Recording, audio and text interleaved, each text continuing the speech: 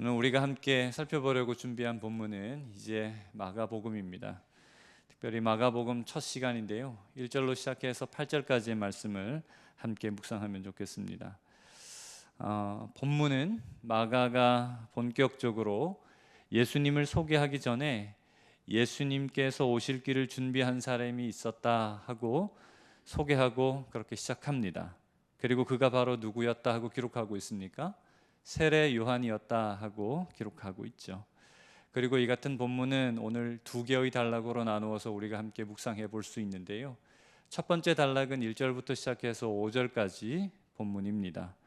단락은 가장 먼저 예수님께서 본격적으로 활동하기 전 세례 요한이라는 사람이 어떤 일을 했는지 예언된 말씀과 함께 구체적으로 소개하고 있습니다. 그리고 두 번째 단락은요, 이어지는 6절로 8절까지의 말씀인데요. 단락은 세례 요한이 엘리야를 닮은 사람이라 소개하며 그가 선지자였다는 사실을 기록하고 있고요. 또 마가는 세례 요한이 스스로 자기를 어떻게 평가하는지에 관하여 기록하고 있습니다. 그것으로 마가는 그가 그리스도가 아니라 그리스도를 예비하는 사람, 그리스도의 길을 준비하는 사람이라 하고 소개하고 있죠. 그렇습니다. 예수님께서 무대 위로 등장하기 전 세례 요한이란 사람이 있었습니다. 그는 엘리야처럼 사람들에게 회개를 요청하던 선지자였습니다. 그러니까 사람들에게 이대로는 안 되니 어떻게 하라고요?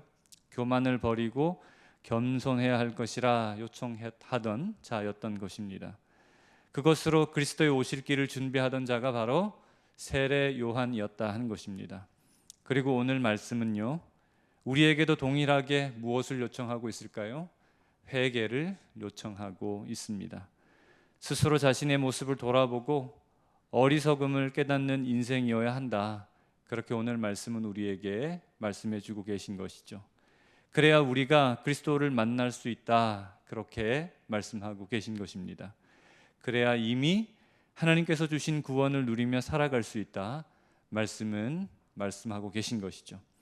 그러니 저와 여러분 오늘 말씀 앞에서 우리의 연약한 모습이 비춰지며 그리고 또 그것으로 사는 복이 있으셨으면 좋겠습니다. 그것으로 매번 교만한 마음 버리고 겸손하게 하나님을 붙잡고 하나님과 동행하는 성도님들 되시면 좋겠습니다. 그렇게 잘 준비되어진 자로 하나님을 만나시고 예수님께서 인도하시는 길을 따라 주시는 은혜와 복을 누리며 사시는 우리 대청교회 성도님들 모두 되시길 예수님의 이름으로 축원합니다. 그러면 이제 본문을 한번 구체적으로 살펴보면 좋겠습니다. 오늘 본문 2절인데요. 2절을 같이 한번 읽어볼까요? 본문 2절입니다. 선지자 이사야의 글에 보라, 내가 내 사자를 내 앞에 보내노니 그가 내 길을 준비하리라. 먼저 방금 우리가 읽은 구절은 말라기서 3장 1절을 인용한 본문이에요. 그러니까 마가가 지금 예전에 예언되었던 일이 지금 어떻게 되었다 하고 기록한 것입니까? 이루어졌다 하고 기록하고 있는 대목인 거예요. 그런데 어떤 일이 이루어졌다 지금 말하고 있냐면요, 말라기에 기록된 것처럼 하나님께서 자신의 사자를 먼저 보낼 것이라 하고 말씀하신 대목이 이루어졌다 하고 기록한 것입니다. 더 구체적으로 보면요, 그가 아들 그리스도의 길을 준비하게 할 것이라 예언한 대목이죠. 특별히 여기서 준비하다 하고 기록된, 그리고 한글 성경 번역자가 번역한 단어는 여러분 만들다, 세우다, 짓다라는 의미를 가진 스퀘아조라고 하는 단어에 전치사 카타라고 하는 단어가 붙어서 만들어진 단어입니다. 카타는 어떤 뜻이냐면 철저하게, 완전하게 라는 의미를 가지고 있는 단어거든요. 해서 이 말을 어떻게 바꾸어 볼 수 있냐면 완벽하게 만들 것이라 하고 여러분 번역할 수 있습니다. 준비하다라고 하는 말을 완벽하게 만들다 하고 이렇게 번역할 수 있다는 거예요. 그러니까 그리스도의 오실 길을 완벽하게 만들 사람이 있을 것이라 선지자를 통해서 하나님께서 예언하셨고요, 지금 그 예언이 이루어졌다 하고 말하고 있는데 그 일을 한 사람이 바로 누구라 말하고 있다는 겁니까? 세례 요한이라 하고 마가가 지금 우리가 읽고 있는 여러분들에게 설명하고 있다는 거예요. 여러분, 그러면 세례 요한은 그 길을 어떻게 만들어가고 있었을까요? 어떻게 세례 요한은 오실 그분이 오실 길을 만들어 가고 있었던 것일까요? 이어지는 본문 4절이 이 질문에 관하여 다음과 같이 대답하고 있는데요. 4절도 우리 같이 한번 읽어볼까요? 본문 4절입니다. 같이 한번 읽어보겠습니다. 세례 요한이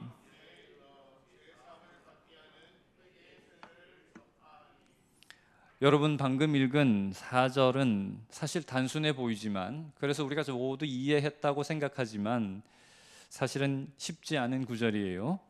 죄사함이라는 말이 그렇고요, 또 회개의 세례라는 그 말이 모두 그렇습니다. 해서 이 단락을 좀 꼼꼼하게 읽어볼 필요가 있는데요. 우선 4절 가운데 첫 번째로 살펴볼 것은 세례 요한이 광야에서 전파한 것입니다. 바로 무엇을 전파했다 하고 성경은 기록하고 있죠? 회개의 세례를 전파했다 하고 그렇게 성경은 기록하고 있죠. 여러분, 참고로 세례라는 단어를 보면요, 원문에는 뭐라고 기록되었냐면 이 밥티조라고 기록되었습니다.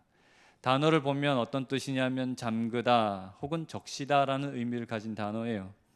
그리고 이 같은 예식은 구약에서 행해졌던 제의식에서 유래한 것으로 봅니다. 그러니까 제단 앞에 놋으로 물 두멍을 만들었습니다. 그리고 그곳에 물을 담은 뒤 제사장의 손발을 씻도록 했습니다. 그렇게 성막으로 들어가기 전 그들의 몸과 마음을 정결하게 하려는 제의식으로부터 무엇이 유래됐냐면 세례라고 하는 이 행사가 유래되었단 말이에요. 그러니 세례는 한마디로 정결 예식에서 유래한 것으로 봅니다. 하지만 시간이 지나면서 어떻게 변했냐면요, 좀 독특한 것으로 변했어요. 특별히 이방인에게 있어서 할례와 더불어 일종의 유대 민족이 되는 통과 의례의 하나로 여러분 정착하게 된 것입니다. 그러니까 유대교로 개종하는 이방인들을 대상으로 보면요, 유대인들은 개종자 이방인들에게 먼저 뭐 했을까요? 할례를 베풀었습니다. 그리고 그 할례의 상체가 아물면 흐르는 물 가운데 그들을 세워두었다고 해요.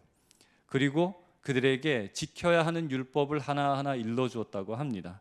그 다음 복을 빌어주는 것으로 유대 사회의 일원이 되었음을 선포했다고 합니다.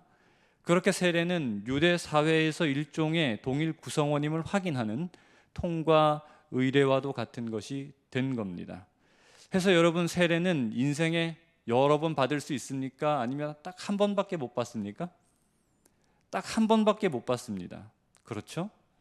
세례를 두세 번 받았다 하면 그건 잘못된 거예요. 여러분, 교회를 옮기더라도 전에 교회에서 세례를 받으면 어떻습니까?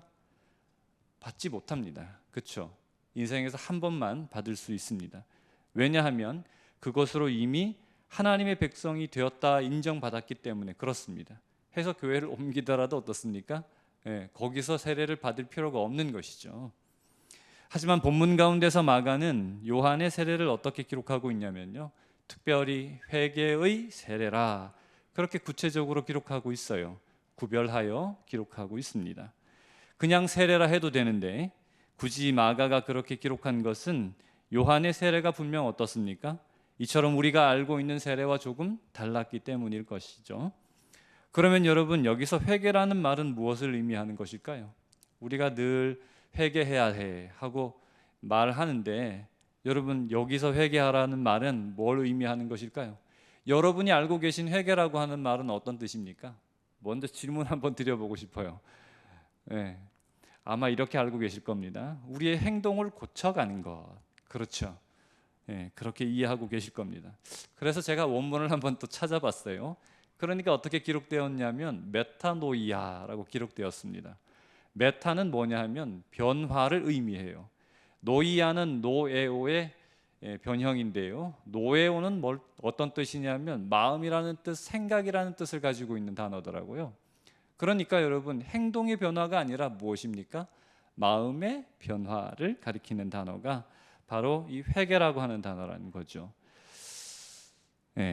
그렇게 마음의 변화에 초점이 맞춰진 단어가 이 메타노에오, 그러니까 회개라고 하는 단어입니다. 그래서 회개의 세례라 한 것은 어떻게 번역해 볼 수 있냐면 진정한 변화를 다짐하며 몸을 물에 잠그는 행동, 이렇게 우리가 바꿔 표현해 볼 수 있는 것이죠. 그러면 그 같은 다짐으로 얻을 수 있는 결과는 무엇일까요?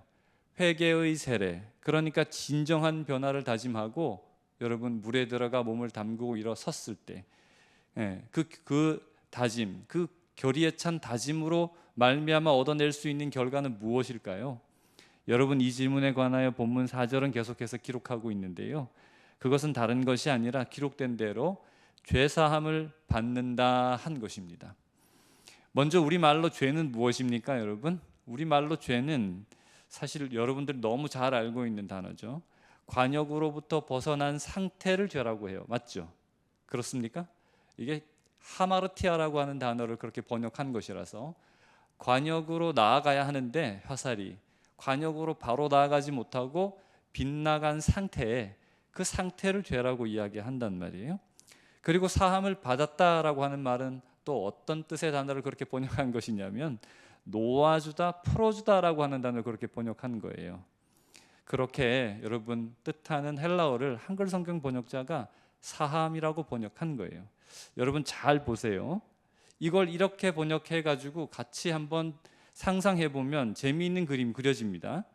관역과 상관없는 것으로 나아가던 화살에 인생이 묶여져 있는 거예요. 지금 여러분 상상하셨습니까? 그러니까 관역으로 나아가는 화살인데 관역으로 나아가지 못하고 빗나가는 화살에 지금 여러분의 몸이 묶여진 거예요. 그러니까 가기 싫어도 어떻습니까? 어쩔 수 없이 관역으로 나아가는 인생이 아니라 자꾸 어떤 인생이 되어지는 거예요? 빗나가는 인생이 되어지는 거예요.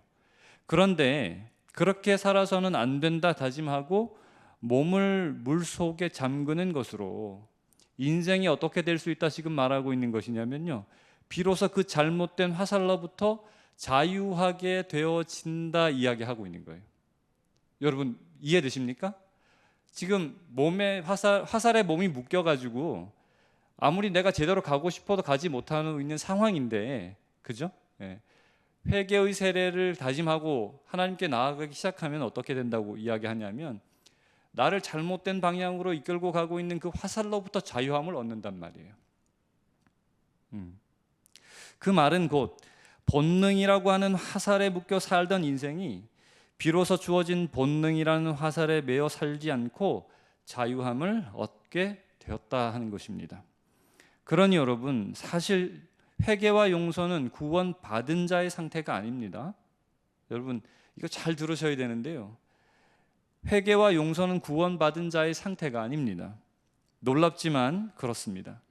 회개와 용서는요 구원으로 나아가는 길을 만드는 것이에요. 회개와 용서가 주어졌을 때 비로소 어떻습니까? 우리는 바른 길로 나아가 구원을 누리며 살게 되는 것입니다. 왜냐하면 그리스도께서 오시면 그리스도께서 우리를 그의 몸에 기꺼이 메어 주실 것이기 때문에 그렇습니다. 무슨 말인지 여러분 이해되십니까? 그리스도께서 관역으로 곧장 나아가시거든요. 관역의 정중간을 향하여 그리스도께서 곧장 나아가시는 화살 되시거든요. 그런데 그 화살에 누굴 메어준다고요? 우리를 메어 주신다고요. 그러면 어떻게 합니까? 우리가 그 화살의 정중앙으로 나아가며 자람을 얻고 열매 맺는 인생, 복을 누리는 인생이 된다는 것입니다. 재미있죠 여러분? 그러자 사람들이 요한에게 나와 어떻게 했다 기록하고 있습니까? 5절인데요 여러분 같이 한번 읽어볼게요. 5절 본문입니다. 같이 한번 읽어볼게요. 온 유대 지방과 예루살렘 사람이 다 나아가 자기 죄를 자복하고 요단강에서 그에게 세례를 받더라.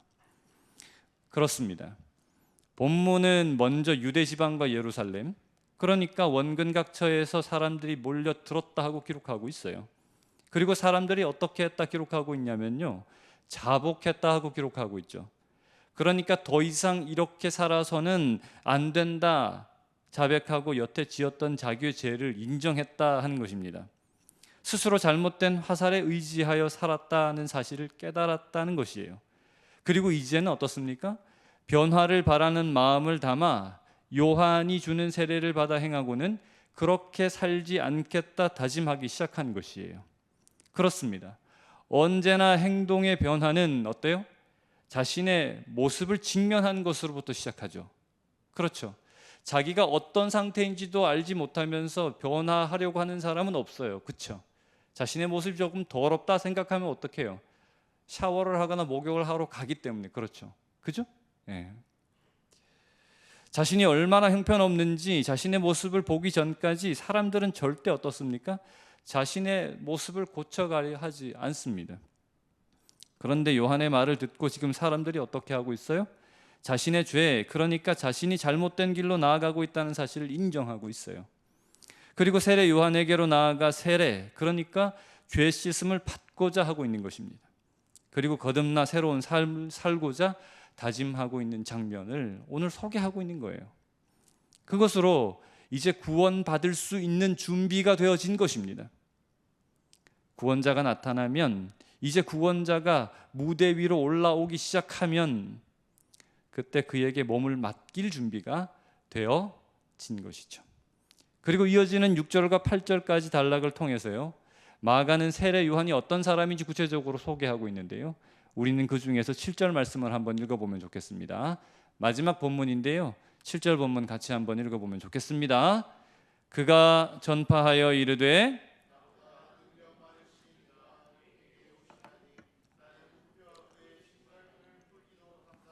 못하겠노라.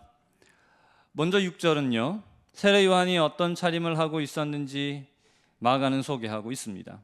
그것으로 요한이 선지자 엘리야를 닮았다 말하고 있는 것이죠. 그리고 세례 요한이 선지자였다 하고 이야기하고 있는 것과 같은 것이에요. 그리고 우리가 함께 읽은 7절은요, 요한의 말을 소개하고 있는데요, 7절은 정확하게 두 개의 부분으로 나누어서 우리가 한번 이야기해 볼 수 있습니다. 첫 번째로 요한은 어떻게 말하고 있습니까? 나보다 능력 많으신 이가 내 뒤에 오시나니 하고 그렇게 말하고 있어요. 세례 요한이 먼저 이렇게 말한 것은 무엇 때문일까요? 나보다 능력 많으신 이가 이제 오시게 됩니다 하고 이렇게 말한 이유 말이에요. 그것은 사람들이 고쳐 살겠다 다짐하며 세례 요한에게 정답을 묻고 있었기 때문일 것입니다. 그렇죠. 이제 고쳐 살겠다 마음 먹었어요. 그리고 어떻게 살면 됩니까? 정답이 무엇입니까? 하고 누구에게 물었을까요? 세례 요한에게 물었기 때문일 것이에요. 이제 가야 할 길이 어디입니까? 하고 요한에게 묻고 있었기 때문일 것입니다. 어떻게 하면 자람을 얻고 열매 맺어가는 인생이 될 수 있습니까? 그리고 어떻게 하면 잘못된 길을 고쳐 하나님이 원하시는 삶, 복을 누리며 사는 삶이 될 수 있습니까? 그렇게 요한에게 정답을 물었기 때문일 것이에요. 그렇습니다. 지금 사람들은 세례 요한이 자신의 삶을 구원해 줄 그리스도라고 착각하고 그에게 지금 무엇을 구하고 있어요? 옳은 길을 구하고 있어요. 그런데 놀랍게도 세례 요한은 뭐라고 말합니까?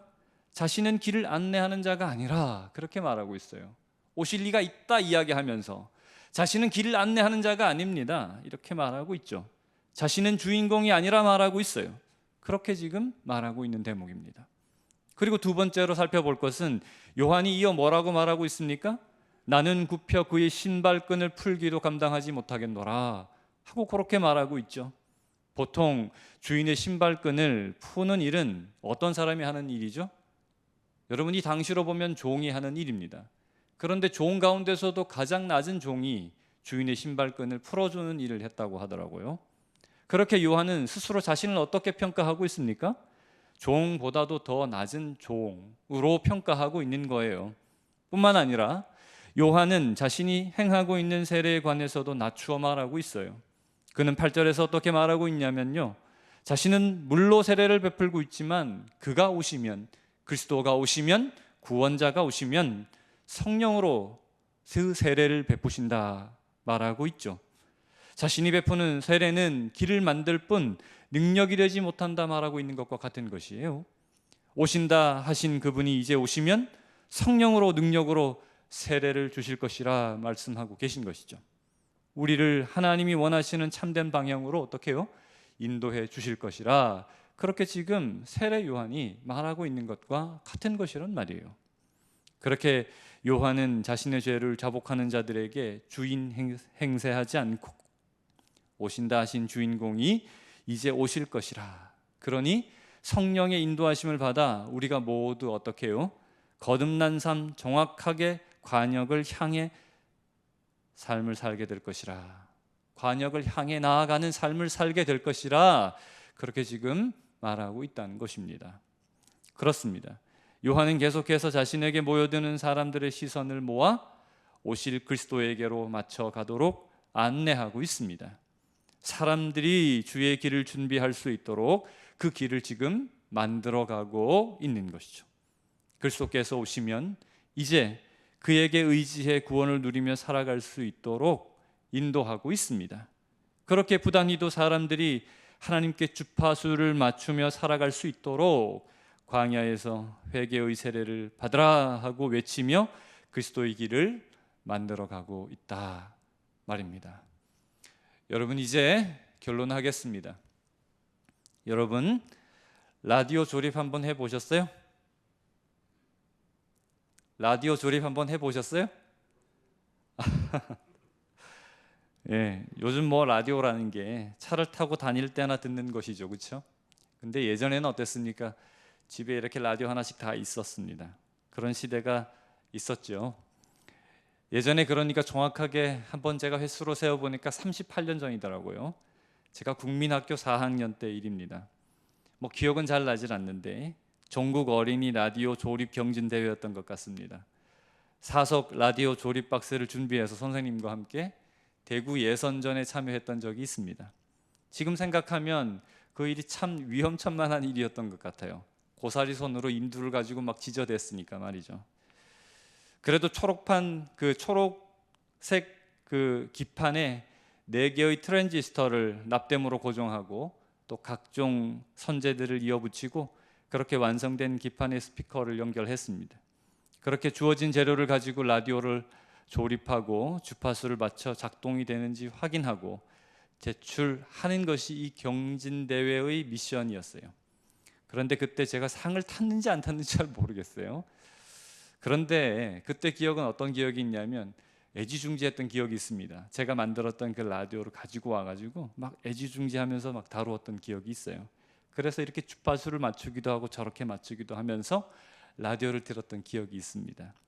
어린 나이에 내가 만든 라디오를 가지고 내가 듣고 싶은 방송을 듣는다는 것이 얼마나 신기하고 또 뿌듯했는지 그걸 며칠 가지고 놀았던 것 같아요. 그런데 잘 만든 라디오가 있다고 해서요, 여러분 방송을 들을 수 있는 게 아니잖아요.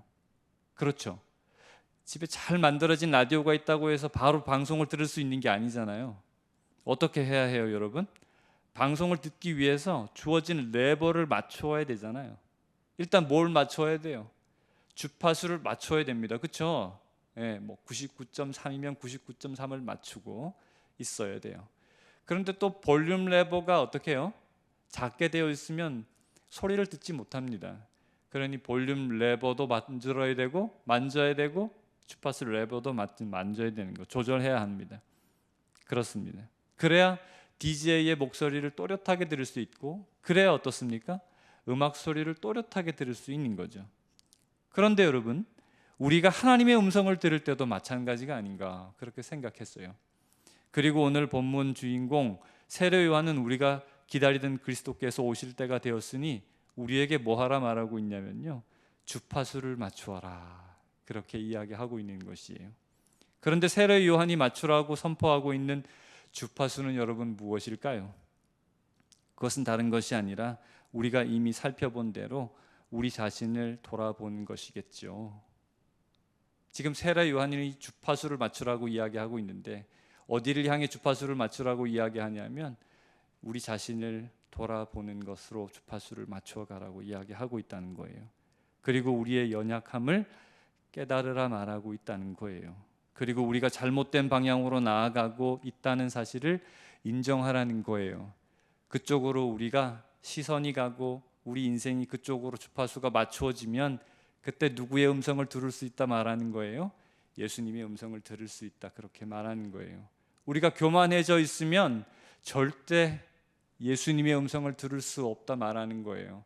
우리가 우리 자신으로 우리 가운데 채워져 있으면 절대 하나님을 볼 수 없다 말하는 거예요. 그러니 세례 요한이 뭐라 말하고 있어요? 회개의 세례를 통해서 내가 지금 잘못된 길 가고 있다는 사실을 바라보라고 그렇게 말하고 있는 거예요. 그렇지 않으면 예수님을 바라볼 수 없다고, 구원자가 이미 존재해도 그 구원자를 경험할 수 없다고 이야기하는 것과 같은 것이란 말이에요. 그렇게 우리 모두가 주파수를 맞추면 그때 비로소 하나님의 음성을 들을 수 있고 그렇게 준비되어지는 것입니다. 그러면 여러분, 또 하나 질문 드릴게요.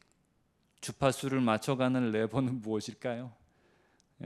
그건 다른 게 아니라 기도와 말씀의 삶이겠지요. 하나님께서 말씀하시는 바를 늘 읽고 들으면서 가야 할 방향을 확인하는 것입니다. 그리고 또 기도로 주신 말씀을 따라 순종하며 살 수 있도록 용기를 달라고 계속해서 하나님 앞에 기도하는 것이겠죠. 그렇게 하나님을 붙잡는 것이겠죠. 그리고 그것으로 교만함을 벗어버리고, 그리고 또 그것으로 겸손함을 입고 오실 그리스도를 맞이할 수 있습니다. 그것으로 그분을 쫓아가 이전과 다른 삶, 거듭난 삶으로 복을 받는 삶, 복을 받는 인생이 되어지는 것이겠지요. 그러니 여러분, 늘 기도로 준비하시고 말씀의 조명함을 받으시는 성도님들 되셨으면 좋겠습니다. 그것으로 늘 어리석음을 자복하며 사시는 복이 있으셨으면 좋겠습니다.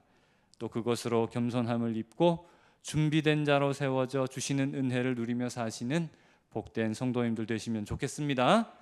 그리고 그것으로 쉽지 않은 상황 가운데서도 하나님을 붙잡고 하나님과 동행하시는 우리 대청교회 성도님들 모두 되시길 예수님의 이름으로 축복합니다. 잠시 기도하겠습니다.